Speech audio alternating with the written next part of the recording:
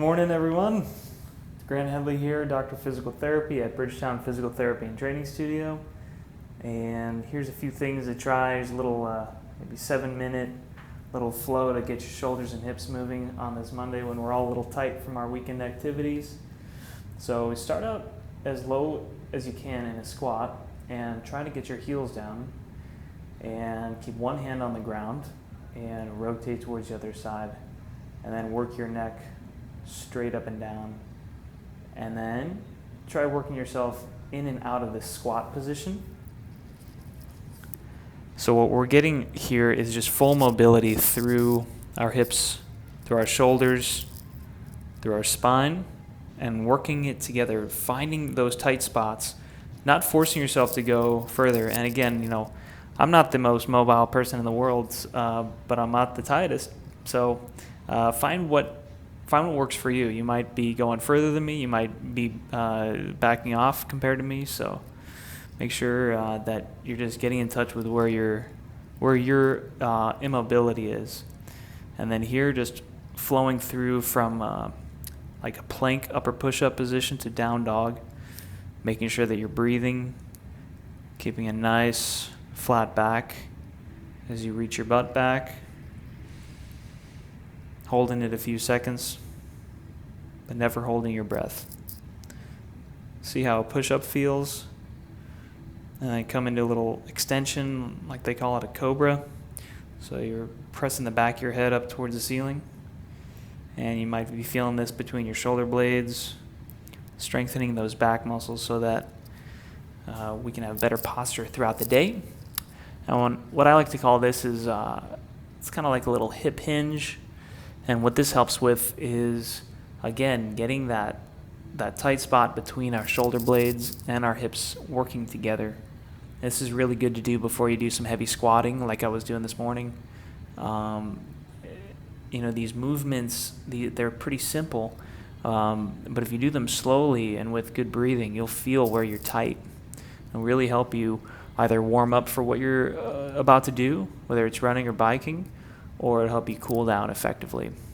And so, here's a little push-up flow. So you go down to a push-up, back up to plank, and then back to down dog. You can flow through that a few times, like 3 to 5 times is what I would suggest. And this is a little hip hinge from that down dog position, and you go right back to that kind of child's pose position. And you might be feeling this, if you keep your head straight instead of letting it drop, you'll feel some tightness between your shoulder blades if you're anything like me after I do my paperwork.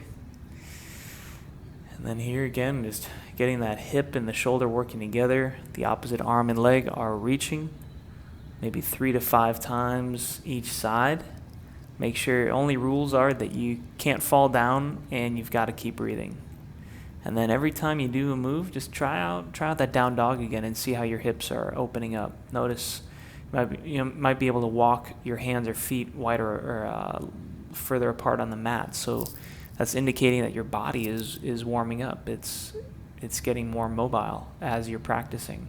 That's the beauty of this stuff. You do a little bit, and you can see results pretty soon after you start.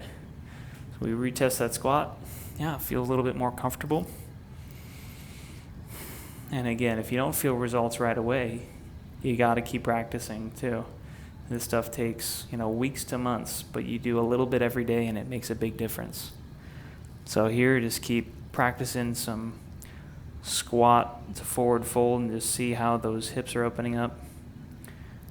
And see how it feels to really get the feet flat into that bottom position. And then roll back. We're going to take care of some more extension positions now. So we're doing a little reverse plank here. Fingertips are facing back, pressing the hips up. This is really good for getting that shoulder extension that we don't get very often until we need to, say, reach into the back seat and grab something or put our bra strap on. And we definitely need that motion then, but we don't do a lot of this throughout the day. So this is a good move for that. Just a good old Baddha Konasana, knees drop apart, and you're sitting on your sit bones.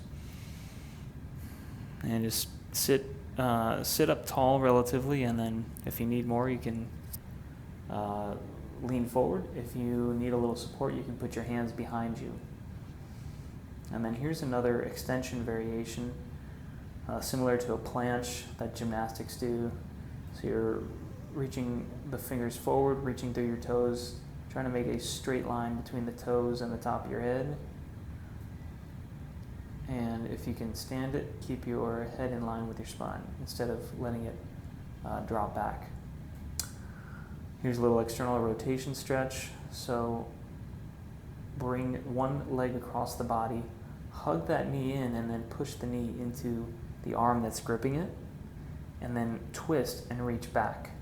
So with these sort of static stretches, still make sure that you're breathing and not holding your breath, and then retest that planche position. You might feel like your hips or your shoulders or both are stopping you from going further, and that's a good thing. So switching sides here, pushing the knee out into that arm that's holding it, and then reaching back, rotating back, trying to look back at that hand. So this is good for shoulder, spine, neck mobility. Now let's retest that reverse plank position. People are starting to come in for the day, so it's good that I'm getting my work in first. So I've got my leg crossed, and this doesn't look like a big deal, but I'm sure feeling it in my left butt cheek. This is really a good area to get some mobility into if you are, running, cycling, because these muscles are important for keeping your alignment. And then it's kind of like you go up into that reverse plank again, and then bring the ankle onto the opposite knee, and then you try to sit your butt down and relax. And so this is what I like to do instead of a good old pigeon pose, because I feel like it's safer for my knee and helps me really get into that area without the rest of my body tightening up. So, and then we're going to retest that squat position, and there we go. A couple things working on our spine, our hips, our shoulders. Enjoy that. Try it yourself. Try this before or after a run, and come on in and see us if you have any issues. Talk to you later. Bye.